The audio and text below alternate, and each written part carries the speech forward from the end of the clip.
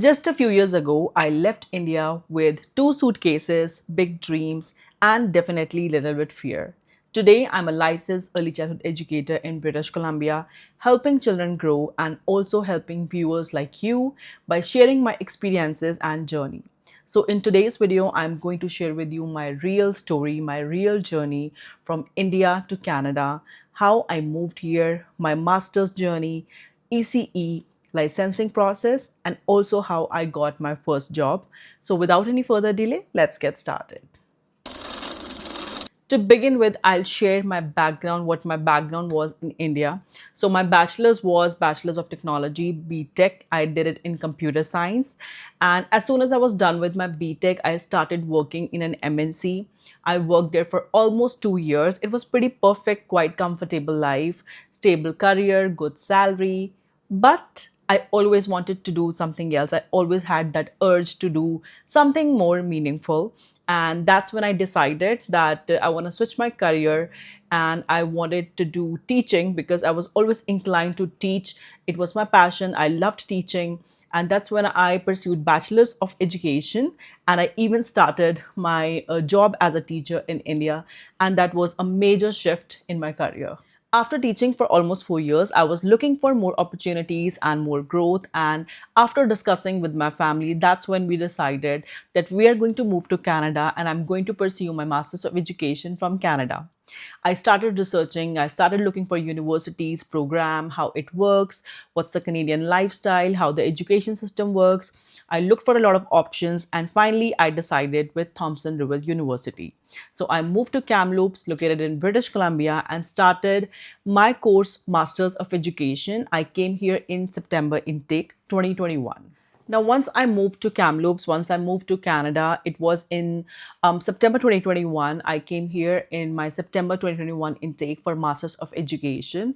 And since I'm already, at that time, I was in my mid 30s and it was not just about education, but also permanent settlement. So we were looking for permanent residence. So while I was doing my master's, at that time, we started researching about PR pathways, what we can do. Because if you look at the CRS score, as you age more, the CRS score gets down for you. It is less for people who are more aged, right? So since I was already in my mid 30s, CRS score for the age option was pretty less for us. So we had to look for provincial nomination. Now for provincial nomination, we needed in demand job. We needed a job like healthcare, education, childcare.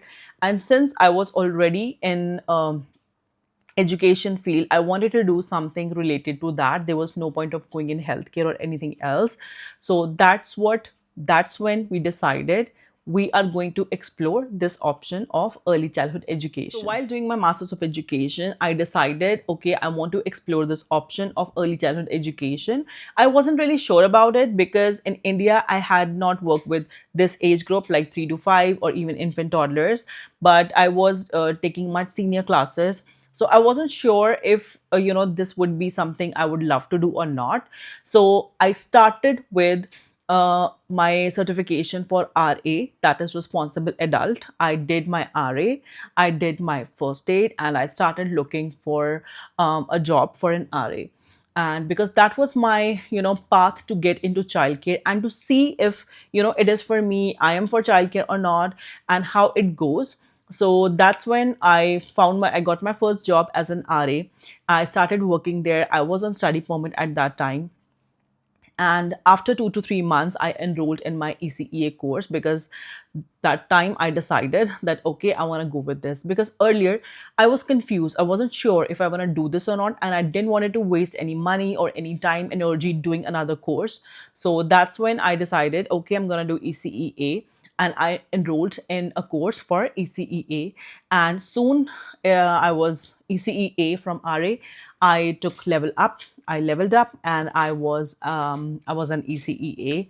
And yeah, that's the journey. That's how my journey for ECE started.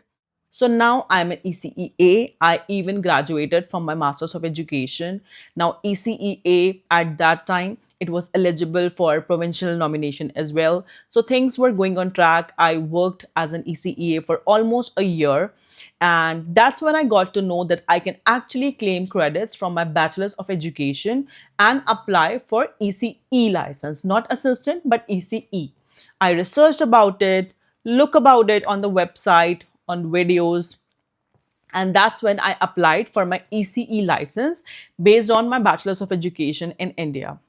Now, my Bachelor's of Education, from that course, I got a few credits, but I still had to do 3 more courses in order to get a full ECE license. And honestly, I did not think that was a bad deal. I just quickly I enrolled in 3 courses and I finished my ECE courses. I applied for my license again, and that's when I got a full license, a full ECE license. That gave me a boost. It was not just a boost on my wages of my salary, but on a personal level as well. I felt quite motivated, and now I was a full ECE and I'm still working as a fully licensed early childhood educator. In the end, my advice to anyone looking forward to do ECEA or ECE is do your research. Maybe something worked for me and it might not work for you. Maybe something works for you and it didn't work for me. So you need to do your research, that what your profile is, depending on your profile, depending on your experience, depending on your courses. If you think you did a course related to education or something that could give you credits, that could get you a full license, go for it. Do your research and go for it. Don't assume things. Only trust official resources, like official websites. Don't trust, oh, so and so person said that, so maybe it happens like this. Do not believe anything your friend says, people around you say. Do what is best for you. Do your own research, first thing. Second thing, if you are planning for your PR, if you are planning to settling in Canada permanently, you should have a plan in the beginning when you are coming for your study. You need to plan at that time. Don't wait for the time, okay, when I will get my work permit, then I'm going to decide what I want to do. That is definitely not going to help you. In fact, looking at the immigration situation currently, you need to have 2 plans. Plan A, okay, it didn't work. Plan B. You need to have at least 2 plans to settle permanently in Canada, because immigration is getting tougher each day. So everybody has their own journey, and this was my journey. I think in my career, I made some major shifts, major changes from IT to education, and then from teaching higher classes to moving to early childhood education. And personally, my behavior, my nature is to take little bit risks in life.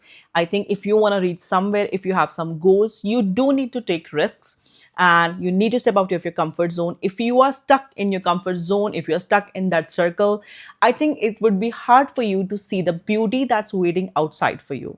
I hope you like this video. I hope you will be able to relate with my journey. And yeah, I'll see you soon in my next video. Till then, bye bye.